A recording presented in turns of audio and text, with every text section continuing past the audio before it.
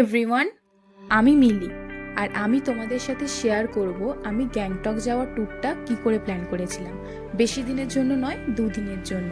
সব সময় তো হাতে অনেকটা সময় থাকে না, তাই আমি অল্প কিছু দিনের জন্য যে প্ল্যানটা করেছিলাম আমি সেটা এই ইউটিউবে তোমাদের সাথে শেয়ার করব। কলকাতা থেকে গ্যাংটক যাওয়ার অনেকগুলো উপায় আছে, বাসে করে, ট্রেনে করে। রাত্রিবেলা ধর্মতলা থেকে অনেক বাস ছাড়ে, আর শিয়ালদা থেকেও কিন্তু অনেক ট্রেন থাকে।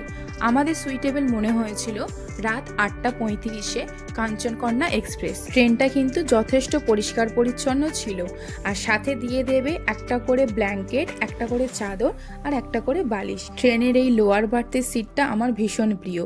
আর আমরা কিন্তু ট্রেনে খাবার নিয়েই উঠেছিলাম, ট্রেন থেকে কোনো খাবার নেইনি। সকালে যখন ঘুম ভাঙলো চারিদিকে দেখি শুধু কুয়াশাই আর কুয়াশায়। তারপর আমরা নেমে গেছিলাম শিলিগুড়ি জাংশনে।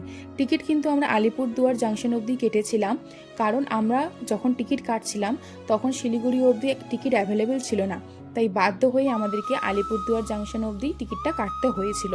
তোমরা একটু আগে প্ল্যান করো, তাতে অনেকটা টাকা কিন্তু বেঁচে যাবে। শিলিগুড়িতে নামলে অনেক অপশন পেয়ে যাবে, এরকম ছোট বোলেরো গাড়ি, টাটা সুমো, আরও অনেক অপশন পাবে তোমরা। ওখানে পাবলিক বাসেও তোমরা যেতে পারো, কিন্তু আমার মনে হয় এইরকম একটা বোলেরো গাড়ি বুক করে নেওয়া ভালো। পাহাড় চড়ার জন্য এই গাড়িগুলোই সব থেকে বেস্ট। বাবা বলে মানুষ হলো নাকি পরিযায়ী পাখি, আজ এখানে কাল ওখানে। এই দেখো না, কিছুক্ষণ আগে আমরা কলকাতার সেই ব্যস্তময় জীবনে নিজেদের লাইফে ব্যস্ত ছিলাম, আর আজ হঠাৎ করেই পাহাড়ে এসে যেন কোথায় একটা হারিয়ে গেছি। চারিদিকে স্নিগ্ধতা, তার শান্ত পরিবেশ আমাদের সবারই মন কেড়েছিল। গাড়ি চলার সময় পাশে দেখতে পেয়েছিলাম তিস্তা নদীর সুন্দর রূপ, কিন্তু এই তিস্তা নদী সবসময় কিন্তু এরকম থাকে না। বর্ষাকালে এই নদীতে প্রচুর বন্যা হয়, আর তার জন্যই পাহাড়ে ধস নামে। এই যে জিনিসগুলো দেখতে পারছো, ওইভাবেই কিন্তু পাহাড়গুলোকে বেঁধে রাখা হয়েছে। বর্ষাকালে পাহাড়ে যাওয়া একেবারেই সেফ নয়, এটা আমার মনে হয়। যারা অ্যাডভেঞ্চার প্রেমী মানুষ আছেন আমি তাদেরকেও বলবো, কারণ বেশ কয়েক বছর আগে গ্যাংটকে ধস নামার জন্য কিন্তু মানুষের বিপুল পরিমাণ ক্ষতি হয়েছিল। এবার তোমাদের সাথে শেয়ার করে নিই আমাদের টিকিট প্রাইস কত করে পড়েছিল। আমাদের 3 জনের ওই 3,000 বা 3,000-এর সাথে সামথিং কিছু জিএসটি ও ট্যাক্স মিলিয়ে যেটুকুনি পড়ে, তোমরা 1,000 টাকা মাথা পিছু ধরে রাখতে পারো। টিকিট আমাদের কাটা হয়েছিল ডিসেম্বরে, এবং আমাদের ট্রিপটা কিন্তু ছিল জানুয়ারি লাস্টের দিকে।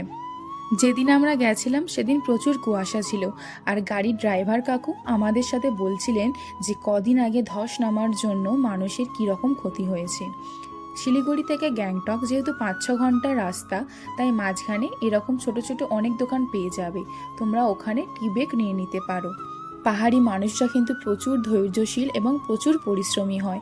আমাদের যে ড্রাইভার কাকু ছিল উনি আমাদেরকে সারা রাস্তাটাই মজিয়ে রেখেছিলেন। যেহেতু 5-6 ঘন্টার রাস্তা তো, তাই সবাই বোর হচ্ছিলাম, কিন্তু উনি আমাদের সাথে এত গল্প করেছিলেন, আমি ওনার তারিফ এখানে না করে আর পারলাম না।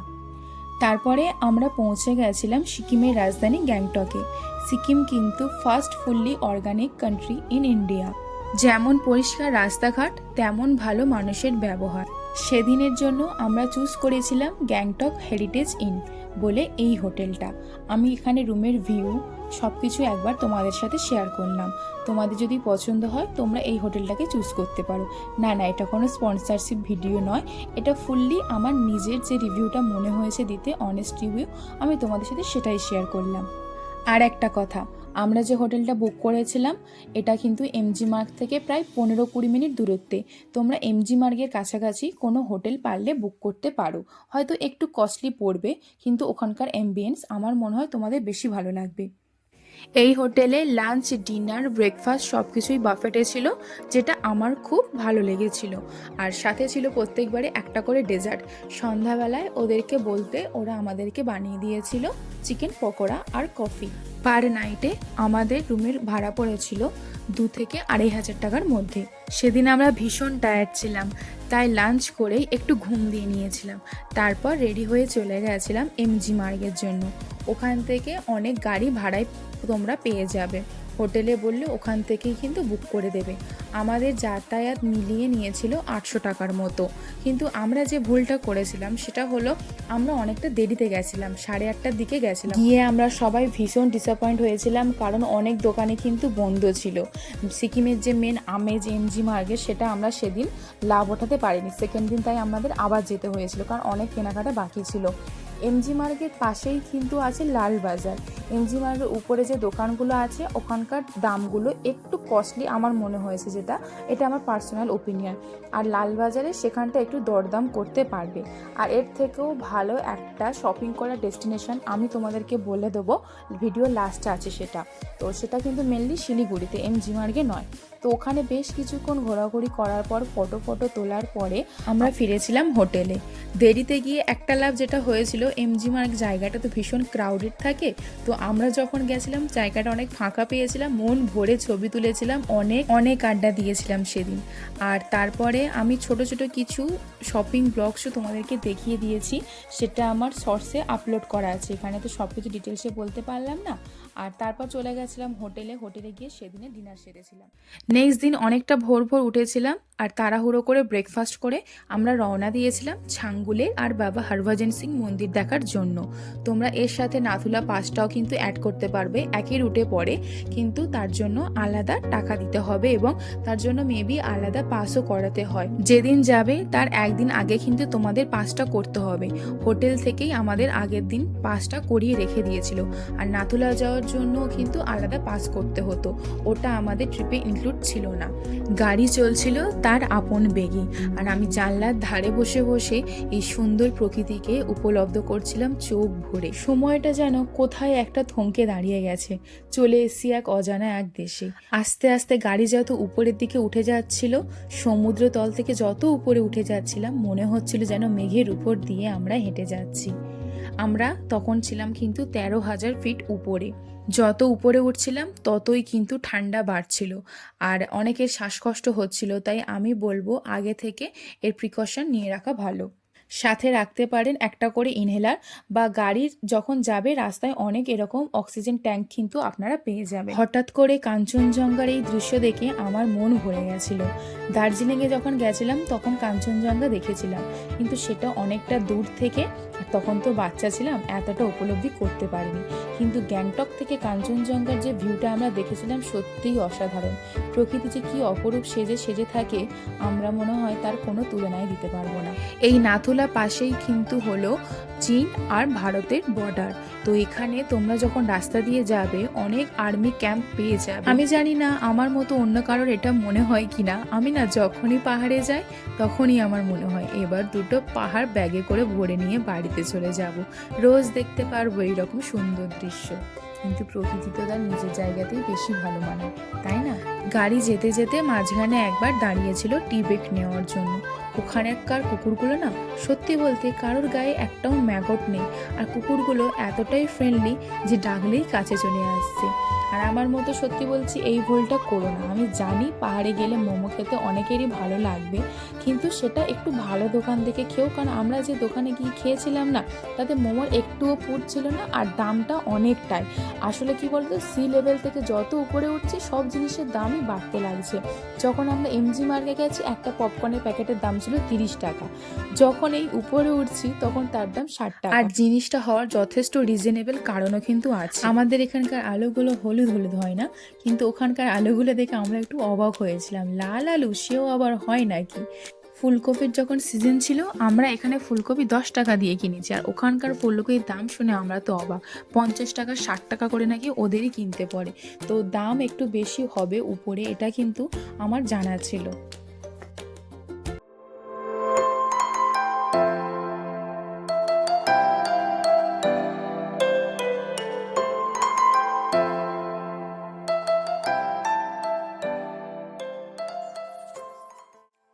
জানলা দিয়ে এই সুন্দর দৃশ্য আর গাড়ির মধ্যে চলছে পাহাড়ি গান, পুরো আমেজটাই না অন্যরকম ছিল। গাড়িতে আমি আরেকটা জিনিসও লক্ষ্য করলাম, ওনারা কিন্তু হরভজন সিংকে দেবতা হিসেবে পুজো করে। প্রায় অনেক গাড়িতে ওনার মূর্তি দেখেছিলাম। হরভজন সিং এর গল্প তো আমরা আগেও শুনেছি, আর আমি সেটাই তোমাদের সাথে শেয়ার করছি যে কেন ওনাকে এখানে পুজো করা হয় এখনো। 1968 খ্রিস্টাব্দের পাঞ্জাব রেজিমেন্ট থেকে ছিলেন হরভজন সিং। টেকুলা থেকে দেচুংলা যাওয়ার পথে নদীর প্রবল স্রোতে হরভজন সিংয়ের মৃত্যু হয়। তার বডি পাওয়া যায় অনেকটা দূরে। অনেকের মতে তিনি মারা যাওয়ার পরেও ভূত হয়ে এসে কিন্তু সৈনিকদেরকে বলে দিতেন যে কখন কোথা থেকে আক্রমণ হতে চলেছে, নেক্সট প্ল্যানটা কি করা উচিত এবং কিভাবে সেটা প্রতিহত করা যেতে পারে। তাই ওনাকে এখনও পুজো করা হয়। ওনার রুম, ওনার অফিস এখনও কিন্তু সেরকমভাবেই গোছানো থাকে। অনেকে বলছিলেন যে সকালে জিনিসটা না একেবারে অগোছালো হয়ে যায়, রাতে যে জিনিসগুলো গুছিয়ে দেওয়া থাকে ওনার ঘরে, সকালে সেই সব জিনিস যেন দেখে মনে হয় যে ওটা কেউ ব্যবহার করেছে। প্রতি মাসে ওনার ফ্যামিলিকে কিন্তু বেতন দেওয়া হয়। ওনার রুম এবং অফিসটাকে কিন্তু এখনও সেই রকমভাবেই গোছানো হয়ে রয়েছে। বাবা হরভজন সিংকে সবাই নাথুলার হিরো মনে করেন, আর আমরাও দেখে জিনিসটা এত ভালো লেগেছিল, তাই তোমাদেরকে এই স্টোরিটা শেয়ার করলাম। আমি জানি অনেকে হয়তো গল্পটা জানে না, আমি ঠিকমতো করে বলতে পারলাম না, কিন্তু আমি যতটা ইনফরমেশন ওখানে গিয়ে পেয়েছিলাম আমি তোমাদের সাথে কিন্তু সেটাই শেয়ার করলাম। এই জায়গাটা না নভেম্বর ডিসেম্বরের দিকে বা স্নোফল হলে গোটাটাই কিন্তু বরফ জমে থাকে। আমরা গিয়ে একটুও বরফ পাইনি, একটু হতাশ হয়েছিলাম। ওই মন্দিরে যেদিন আমরা গেছিলাম সেদিনকে না একটা হালুয়া বানিয়ে খাওয়া হচ্ছিল, যেটা ছিল পুজোর প্রসাদ। আর ওখানে একটা ক্যান্টিনও আছে, যেটা আমার পার্সোনালি খুব ভালো লেগেছে, যে আর্মিরা খাবার সার্ভ করছে, সেখানে ওনারাই বিলিং করছেন, সব কিছু কিন্তু আর্মিদের কন্ট্রোলেই ছিল ওখানে। তো ওখানকার সিঙ্গারাটা তোমরা যদি কোনোদিনও যাও অবশ্যই ট্রাই করো, দারুণ লাগবে। আর হ্যাঁ, ওখানে গিয়ে কিন্তু আমি একটা জিনিস লক্ষ্য করেছি, অনেকেরই শ্বাসকষ্ট হচ্ছিল, তাই প্লিজ তোমরা সাথে করে ইনহেলারটা কিন্তু ক্যারি করো, এটা আমি তোমাদেরকে বলে দিলাম। আর রাস্তায় আসার পথে গাড়ি থামিয়ে পাহাড় থেকে নিয়ে নিয়েছিলাম একটুখানি বরফ, ওই ফ্রিজারে যেমন বরফ থাকে আর কি, এর বেশি বরফ আমরা সত্যি বলতে পাইনি। তারপরে আমরা রওনা দিয়েছিলাম ছাঙ্গু লেকের জন্য, যেটাকে সোগমো লেকও কিন্তু বলা হয়ে থাকে। আর সত্যি বলতে এটাই আমার বারবার মনে হচ্ছিল যে কেন আর কিছু মাস আগে আমি এলাম না, কারণ তখন না এই জায়গাটা গোটাটাই কিন্তু বরফে থাকে, এই গোটা লেকটাই কিন্তু বরফে জমে থাকে। তো তোমরা যদি ট্রিপটা প্ল্যান করো একটু আগে প্ল্যান করো, ডিসেম্বর নভেম্বরের দিকে, হয়তো সেটাও দেখতে পারো। আর যদি খুব মন চায় তাহলে ইয়কের শাওয়ারিও কিন্তু তোমরা নিতে পারো। 500 টাকার বিনিময়ে ওরা কিন্তু বেশ খানিকক্ষণ ধরে ঘোরাচ্ছিল।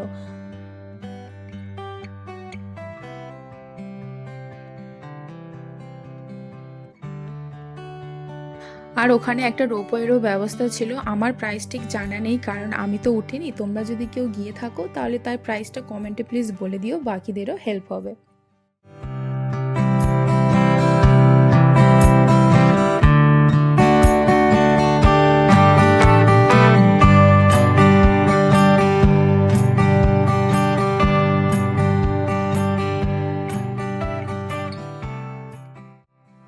আমার মতো কুকুর প্রেমীগুলো কই, আমি না ওখানে গিয়েও খালি কুকুরদেরকে দেখছিলাম, আর মনে পড়ছিল যে আমার বাড়িতেও তো এরকম 4টে খুদে সদস্য আছে, ওখানে গিয়ে ওদেরকে ভীষণ মিস করছিলাম।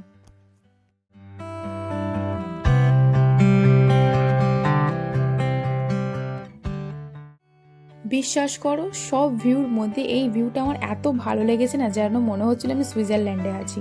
হ্যাঁ জানি একটু বেশিই বাড়িয়ে বললাম, কিন্তু এই রকম দৃশ্য আমি শুধুমাত্র মুভিতেই দেখেছি, আমার কাছে এটা ছিল প্রথম।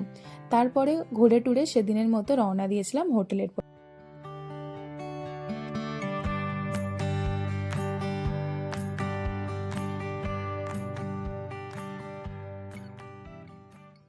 হোটেলে ফিরে করেছিলাম সেদিনের লাঞ্চ, তারপরে একটু রেস্ট নিয়ে আমরা চলে গেছিলাম এমজি মার্কেটে। আগের দিন বললাম না যে অনেক দেরিতে গেছিলাম, অনেক দোকান খোলা ছিল না, তাই এই দিন হাতে অনেকটা সময় নিয়ে গিয়েছিলাম, আর ওই দিন অনেকটা কেনাকাটা করেছিলাম। আমি কেনাকাটার ব্লগটা হয়তো আপলোড করতে পারলাম না, কারণ সেদিন ভীষণ ক্রাউডেড ছিল। তবে চেষ্টা করো দাম কমানোর, প্রথমে অনেকটা রেট বলবে, যেমন আমি কিছু সোয়েটার কিনেছি, আমাকে তার দামটা অনেকটাই বলেছে, কিন্তু আমি বার্গেনিং করার চেষ্টা করেছি এবং তার জন্য ওনারা 200-300 টাকা কম নিয়েছে। আর চেষ্টা করো ফিক্সড যে দোকানগুলো হয় সেখান থেকে নেওয়ার, কারণ রাস্তায় যে দোকানগুলো সেগুলো হয়তো একটু কম দামি, কিন্তু তার ম্যাটেরিয়াল আর কোয়ালিটি আমার অতটা ভালো লাগেনি। রাস্তায় আসার পথে গ্যাংটকের লাস্ট দিনটা আমরা খুব ভালো করে অনুভব করছিলাম। তারপরে কি সকাল সকাল ব্যাগ গুছিয়ে আবার রওনা দিলাম শিলিগুড়ির জন্য।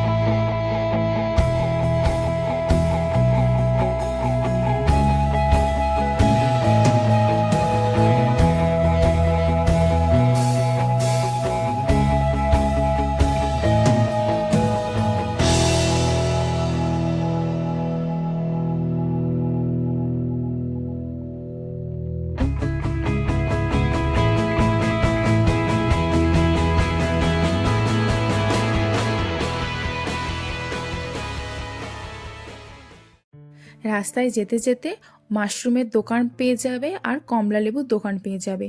তোমরা কিন্তু চাইলে কমলা লেবু কিনতে পারো, আমার সেই টেস্টগুলো দারুণ লেগেছে। আর আমি বলেছিলাম না যে তোমাদেরকে আর একটা মার্কেটের খোঁজ দেবো, তো সেটা হলো তোমাদের ট্রেন যদি শিলিগুড়ি জাংশন থেকে থাকে তাহলে তোমরা অবশ্যই ভিজিট করো হংকং মার্কেট। যেমন বলে না কলকাতার বড় বাজার, ঠিক তেমনই হলো শিলিগুড়ির হংকং মার্কেট। প্রচুর জিনিস পাবে, প্রচুর কম দামে পাবে। আর আমি তারই কিছু কিছু গ্লিম্পস তোমাদেরকে এখানে দেখিয়ে দিচ্ছি।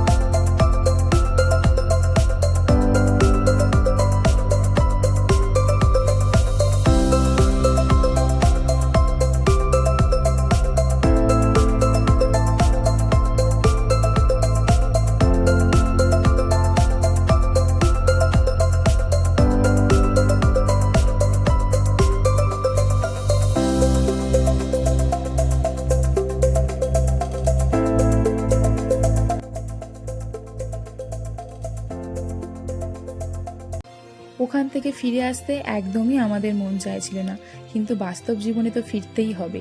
অবশেষে ফিরলাম আমার প্রিয় শহর কলকাতায়। বাড়ির মতো আনন্দ মনে হয় অন্য কোথাও গেলে পাওয়া যাবে না। আমি আমার ট্যুরের সমস্ত ডিটেলস এবং অভিজ্ঞতা তোমাদের সাথে শেয়ার করলাম। আমি জানি না তোমাদের এই জিনিসটা কতটা ভালো লাগবে। যদি ভালো লেগে থাকে তাহলে অবশ্যই চ্যানেলটাকে লাইক, শেয়ার অ্যান্ড সাবস্ক্রাইব করতে ভুলবে না। আমি এর আগে পুরীর ভিডিও বানিয়েছিলাম, সেটাও চেক আউট করতে পারো। বাই।